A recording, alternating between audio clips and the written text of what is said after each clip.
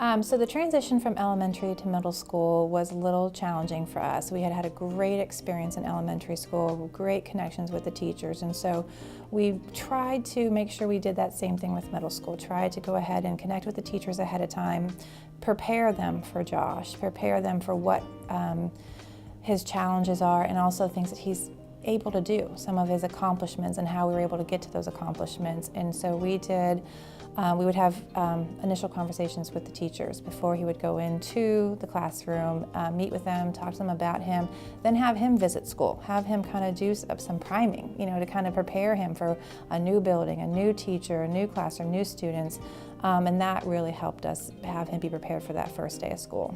With her, really, I think the thing that made the most impact for her, for my daughter, was that when she went into the classroom, she had a lot of typical peers and some peers who were similar to her, and who already kind of had some of the routines and everything under their belt. She was able to kind of just watch what they did, and as they modeled things for her, she was able to participate in those things much more. It's hard to understate how much peer modeling has meant for Amelia. Amelia has just been so on top of observing. Even when you don't think she's directly paying attention, she catches and she knows what other students are doing.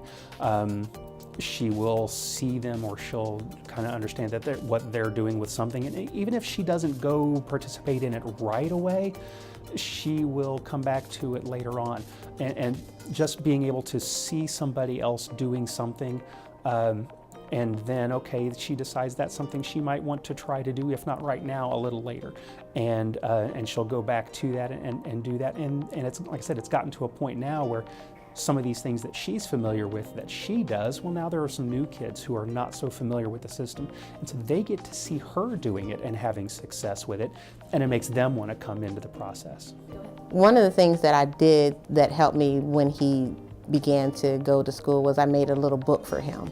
And so in the book, I kind of talked about him, his name, what he liked to eat, his family, who his team was, and I shared that with his teachers. He took that to preschool, and we made one when he began school, when he went to school as well. We just changed it every year and updated his pictures, but that helped the teachers know some things about him, the things he liked, the things he didn't like, and that kind of helped his days, go better.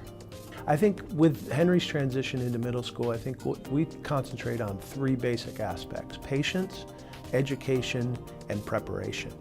It's very important when working with my son to be patient. He doesn't reply in a timely fashion sometimes, and sometimes his perception of what you're asking takes a while to get through. So it's very important to be patient when trying to interact with Henry. We educate anyone who's working with Henry ahead of time to make sure that they're aware of what his abilities are and what they can expect from Henry. And then when it comes to preparation, we try to prepare both Henry and the staff to make sure that they're prepared in advance for what's going to be happening. That certainly helps Henry with transitions, and it helps him to be successful in the things that we're going forward for.